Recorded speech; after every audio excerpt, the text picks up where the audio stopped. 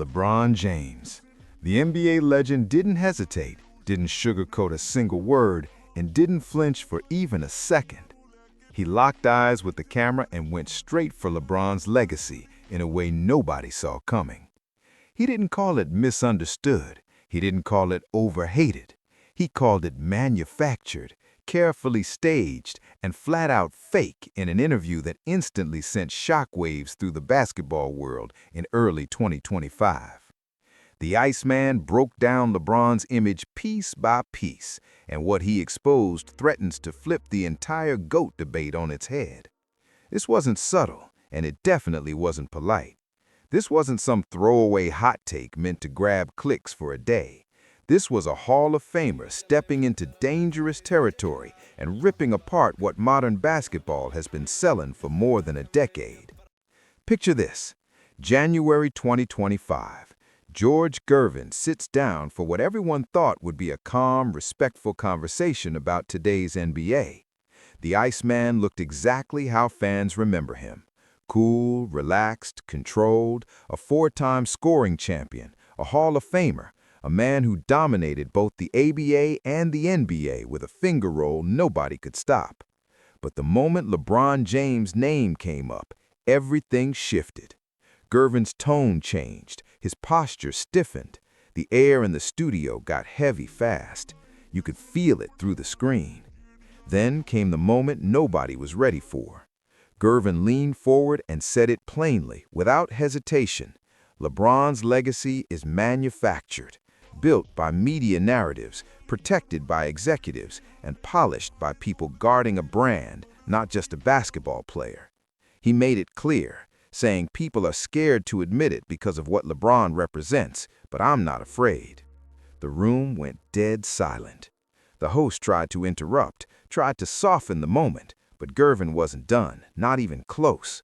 This wasn't a retired player chasing relevance. This was a calculated teardown of a 20-year legacy. Within minutes, the clip was everywhere. Twitter lit up. Instagram went wild. Comment sections turned into battlegrounds. Fans split instantly. Some called Gervin bitter, jealous, washed. Others said he finally said what everyone was too scared to admit. And here's why it hit so hard. George Gervin had nothing to gain from this. He's already a legend, already respected, already locked into basketball history. That raised the real question: why now? Why would a 72-year-old icon risk backlash by challenging the biggest name in modern basketball? Gervin answered it without blinking, because truth matters more than being liked. He went straight at the super team era that LeBron helped normalize. Gervin asked calmly, "You want to know the difference between real greatness and manufactured success?" He said real legends built where they were drafted. They elevated teammates instead of calling friends and saying, "Let's team up so rings are guaranteed." And just like that, the conversation went where nobody wanted it to go. The decision still stings. Even in 2025, it still divides fans. It still defines how many people see LeBron's career. Gervin compared eras with surgical precision. In his era, in Jordan's era, in Magic and Bird's era, you stayed and fought. You didn't handpick co-stars. You didn't push moves behind closed doors to stack the deck. You made it work with what you had, or you failed trying. Then he walked through every chance. So he's a very, very special athlete. And I think for now we need to appreciate that watching him and at the level he's playing at. You see the pattern, Gervin said. Every ring comes with an asterisk in my book. It wasn't built, it was bought. And just like that, the debate wasn't theoretical anymore. It was personal. That's why this criticism hit so hard. LeBron James has never won a championship without another superstar right next to him. And that's not opinion, it's history. His legacy is tied to super teams, whether fans like it or not. And George Gervin wasn't letting that slide. But he didn't stop there. Gervin went a step further and turned his attention to something even more protected: the media itself. He said the media has played defense for LeBron at every stage of his career, shaping perception instead of telling the full story. When LeBron wins, it's called brilliance. When he loses, the blame gets shifted to teammates. When LeBron demands roster changes, it's praised as championship mentality. When other stars do the same thing, it's labeled selfish or disloyal. That double standard was Gervin's real issue. You can't manufacture greatness, Gervin said plainly. You either have it or you don't. He added that no amount of ESPN specials, controlled narratives, or polished PR campaigns can rewrite what actually happened on the court. That line alone set social media on fire again.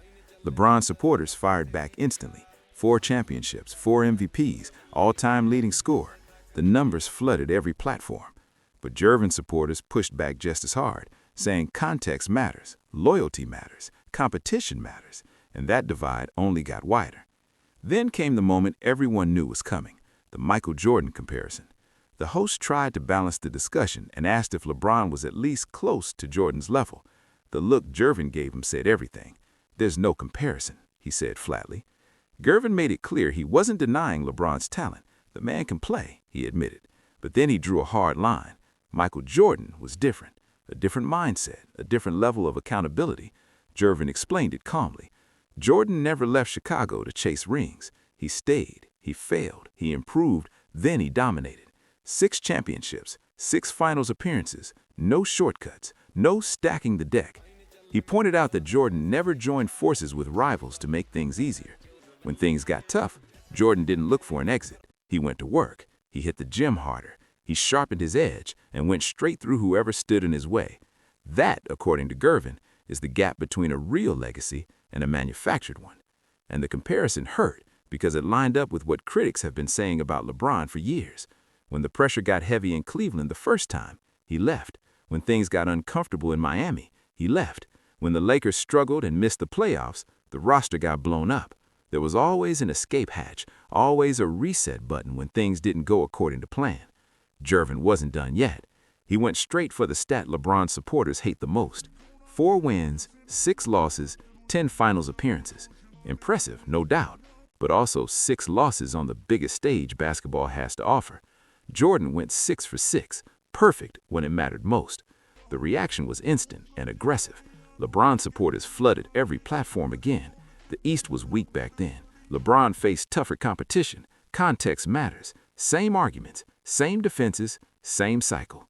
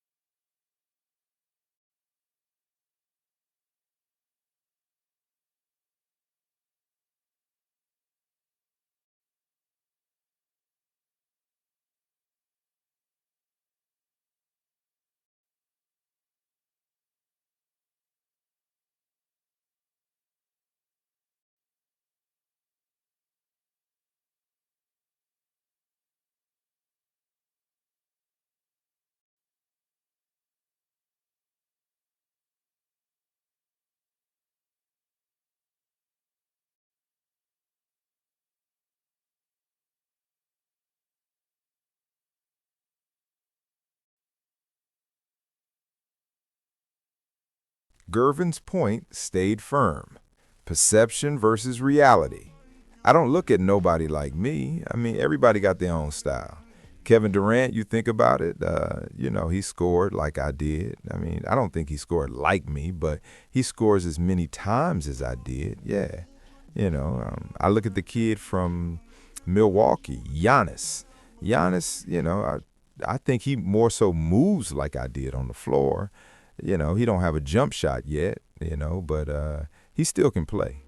With Jordan, you never had to explain his greatness. You never had to defend it. With LeBron, the legacy comes with footnotes, excuses, context, and constant debate. And maybe that's exactly what Gervin meant when he called it manufactured. Real greatness doesn't need a media campaign to convince you it exists. You just know.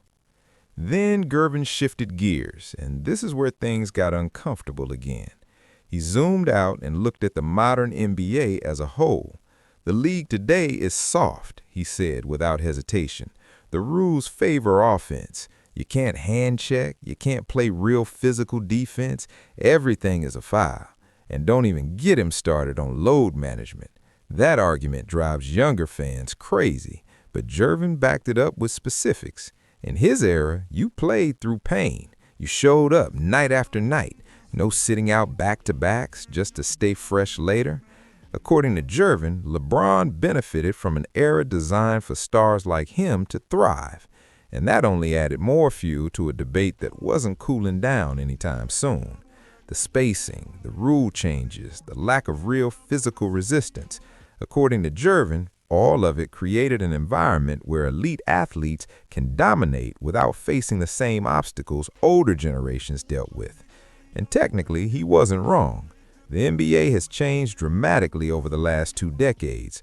Rule changes opened up the floor, boosted perimeter scoring, and stripped away much of the physical defense that defined the 80s and 90s.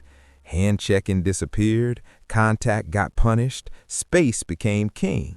Does that make the game easier? That part is debatable, but different, absolutely. And that's when Gervin turned the conversation from style of play to something much more uncomfortable: accountability. Where did it go?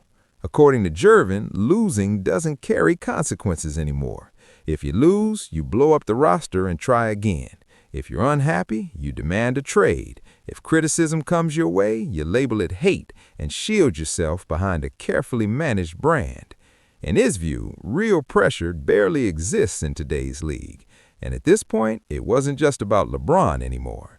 Gervin widened the lens and aimed at an entire generation of NBA stars raised in an era of player empowerment that, in his words, sometimes looks more like entitlement. Loyalty takes a back seat. Championships are chased, not built. Legacies are managed more carefully than actual on-court results. Optics matter as much as performance, sometimes more. The backlash came fast. Younger fans called Gervin out of touch. The game evolved. Players having power is a good thing, they said. And maybe it is. But even critics admitted his point about accountability lingered. You couldn't just brush it off. Some dismissed him as a bitter old head stuck in the past. Others rallied hard, saying he was speaking facts that nobody else was willing to say publicly. The generational divide in basketball suddenly looked wider than ever. Then Gervin went straight at the real elephant in the room, the media. He didn't hesitate. For years, he said, major networks have effectively run public relations for LeBron. Every narrative gets framed, every storyline gets managed, and criticism, more often than not, gets labeled as hate. That's not organic. Gervin said that's strategic. I think Mike had his era and had his time, and we've seen some tremendous things that Mike accomplished and won championships. LeBron have won one. We haven't seen anybody like LeBron before, size-wise, speed-wise, just his physique itself. Is so impressive. So it's hard for me to compare.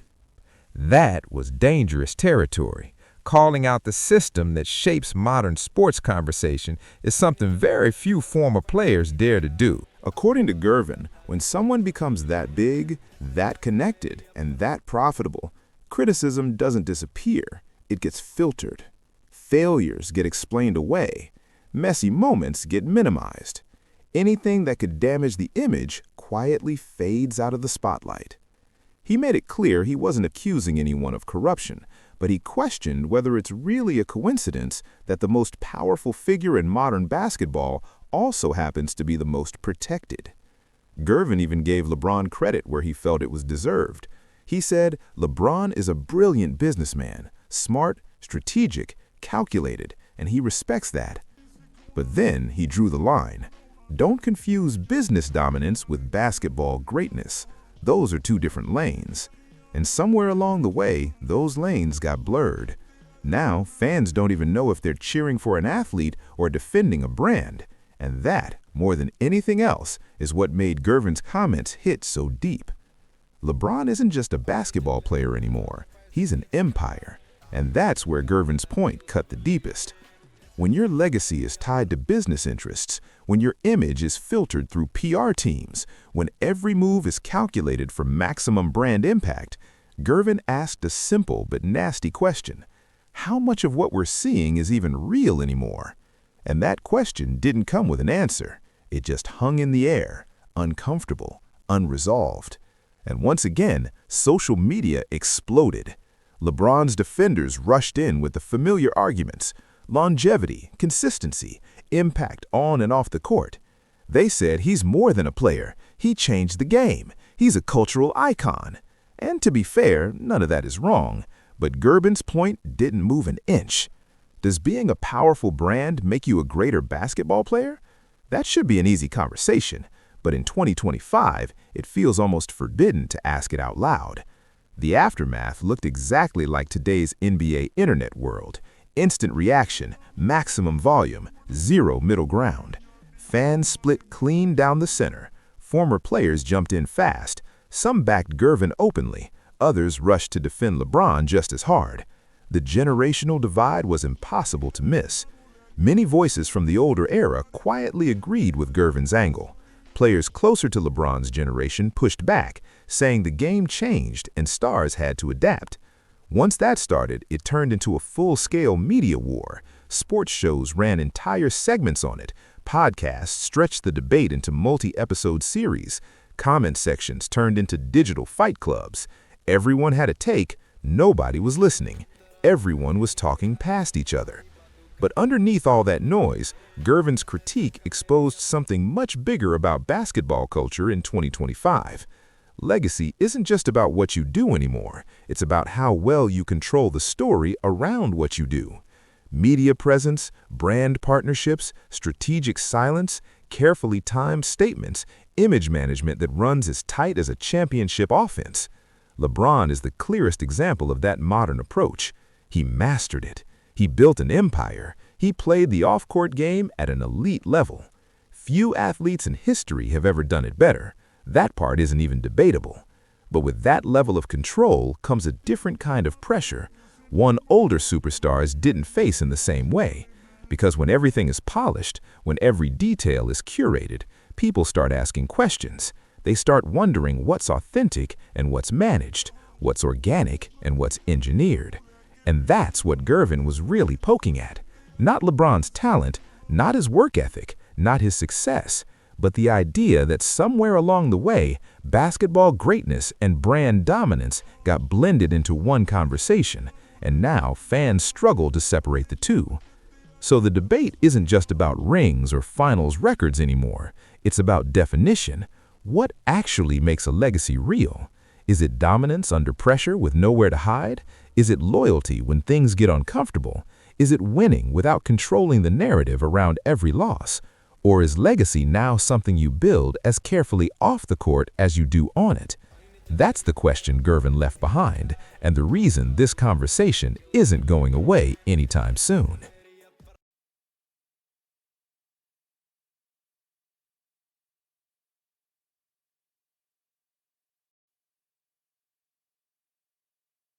So what actually defines a legacy? Is it rings, MVPs, longevity, cultural impact? Or is it something deeper than numbers and highlights? The path you took, the choices you made when things got uncomfortable, the roads you stayed on and the ones you avoided, the pressure you absorbed instead of escaping. There isn't a single clean answer, and maybe that's the point. But Gervin's interview forced everyone to stare at that question head on, whether they wanted to or not. And even if LeBron's legacy survives this, which it will because no one erases 2 decades of dominance with one interview, Gervin's words aren't going anywhere. They're going to resurface every single time the GOAT debate flares up again. Someone will bring it up. Someone will quote it. Because once something like this is said out loud, you can't unhear it. It sticks. It lingers. It changes how future conversations start. But Gervin wasn't finished. He didn't end the discussion on business, branding, or media narratives. He pivoted back to basketball itself, to LeBron's actual skill set, his basketball IQ. And this is where the conversation took a turn most people weren't expecting. Gervin made it clear he was not denying LeBron's greatness as a player. He acknowledged the talent, the vision, the physical gifts, the intelligence. But then he closed the interview with a statement that quietly summed up everything he had been building toward. "I'm not saying LeBron isn't great," Gervin said. "I'm saying greatness and legacy aren't the same thing." That line landed heavier than anything else he said. According to Gervin, you can be a great player and still have a manufactured legacy. And until fans understand that difference, the same debates will keep spinning in circles with no real conclusion, no resolution, just noise. The reaction was instant. Some called it disrespectful, others called it overdue honesty. But everyone agreed on one thing. George Gervin said something millions of fans had thought about privately, but were too afraid to say publicly. In January 2025, the Iceman proved he still had ice in his veins. And whether people liked it or not, LeBron James's carefully constructed legacy took a hit. Not because it collapsed, but because it was questioned in a way that couldn't be brushed off as trolling or hate. Now, the real question isn't whether you agree with Gervin, is whether this conversation can even exist anymore without turning into a full-blown war. And judging by the reaction, the answer doesn't look promising. Basketball discourse in 2025 is tribal. You're either with LeBron or against him. There's no middle ground, no space for fair critique without being labeled a hater, no room for nuance. Everything turns into teams, sides, and loyalty tests. Gervin didn't seem worried about any of that. He said his piece, he stood on it, and he walked away. And in doing so, he reminded everyone of something that's been missing from the conversation for a long time. Sometimes legends earn the right to say uncomfortable truths, especially when nobody wants to hear them. So now we're left with the question splitting the basketball world straight down the middle. Is George Gervin right? Is LeBron's legacy manufactured? Or is this simply an old-school legend struggling to accept how the game has changed? Think about everything that was laid out. The super team era, the Jordan comparison, the media machine, the accountability question, the difference between greatness and legacy. Now ask yourself this. When you think about LeBron James 20 years from now, what stands out most? The championships? The stats? The decision? The team changes? The brand? Probably all of it. And maybe that's exactly Gervin's point. Real legacy doesn't need defending. It doesn't need context. It doesn't need a media campaign to explain it. It just exists. A manufactured legacy, on the other hand, needs constant protection, constant explanation, constant narrative control. So which one does LeBron really have? That's for you to decide. And maybe the most revealing part of this entire moment isn't what Gervin said, but how people reacted to it. Because if this interview proved anything, it's that basketball discourse in 2025 isn't just divided, it's locked into tribal